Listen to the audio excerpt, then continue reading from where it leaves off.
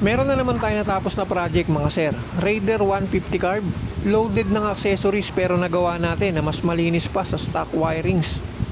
Ito nga pala lahat ng mga natanggal natin na wire sa kanya. Sobrang dami, higit sa 1 kilo. Pero kahit tinanggalan natin siya ng ganyang kadaming wire ay nagawa natin na fully function lahat. Merong PIA, loud horn, dual horn, naka-rapid, may MDL, naka-Honeywell version 2 at naka 2-way alarm. Check nyo mga par, napakalinis simula sa leeg. Isang linya lang lahat at walang sala-salabat. Simula dyan, isang linya lang lahat ng wire mga par at nakahinang. Syempre merong fuse para safe at naka-terminal papuntang battery. Naka full wave charging system, conversion, anti-lowbat. Check nyo mga par, napakalinis ng pagkakagawa. Check natin ang busina. Sobrang solid ang tunog. Hindi sila nagagawa ng kuryente. At ito naman ang rapid. Solid na solid mga par. At tara mga sir, panoorin natin kung ano nga bang itsura ng wirings nito bago natin nalinis at napaganda. Magandang araw mga sir, may dumayo na naman sa ating Raider 150 na magulo ang wiring. Check natin sa may batok. Ayun, napakakalat at loaded, halos hindi na makita ang karburador. Tanggalin pa natin ang kaha para mas makita natin lahat ng mga wire nya. Let's go. At ito na mga sir, tinanggalan na natin ang kaha. At yan ang nakita natin, sobrang kalat at salasalabat na wiring. Ilagay lahat dyan ng relay, interrupter relay, pati yung mga socket. Sobrang wire. Nandyan din yung speaker ng 2-way alarm, pati yung module. Halos matabunan na yung karburador nya sa sobrang dami ng wire. Delikado yung ganitong klase ng wiring. Pwede kayong masunugan ng motor habang tumatakbo sa kalsada. Napakakalat.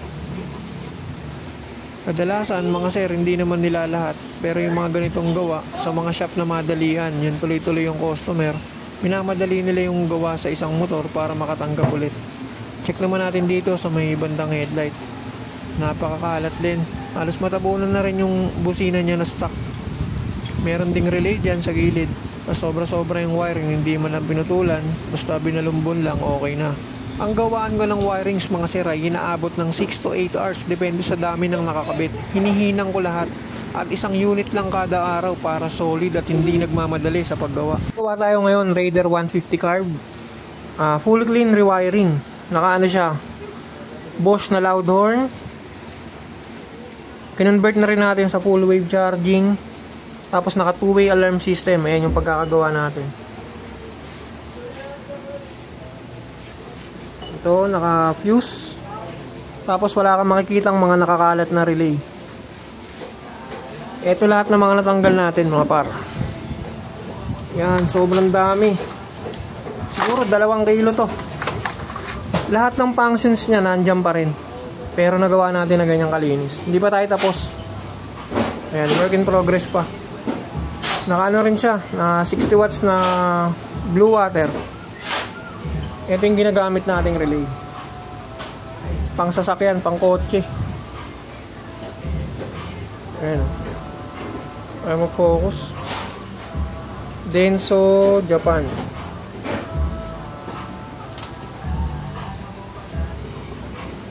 Okay, tapusin na to. Let's go. A few moments later. At natapos na natin mga sir. Sobrang linis ng pagkakagawa. Sakit lang ang makikita mo sa kanyang headlight. Loaded ng accessories pero mas malinis pa sa stock wirings. Ayan lahat ng mga natanggal at pinalitan natin na wire. Napakarami. Loaded siya ng accessories pero nagawa natin na sobrang linis at nakahinang lahat. Check natin. Simula yan dito sa may bandang leeg. Isang linya lang, walang sala-salabat na wire. Naka Bosch nga pala to na loud horn. Simula yan dyan sa dulo. Napakalinis mga sir. Siyempre naka ano yan, fuse para safe ang wiring. Naka terminal. Converted sa full wave charging. Naka 2-way alarm system. At naka Honeywell version 2 all-in-one. Check natin yung busina niya. Solid tumunog mga sir. Walang agawan ng kuryente. At naka-rapid din yan. Napakainam ng tunog. Solid na solid. Maraming salamat po sa tiwala. God bless and ride safe always.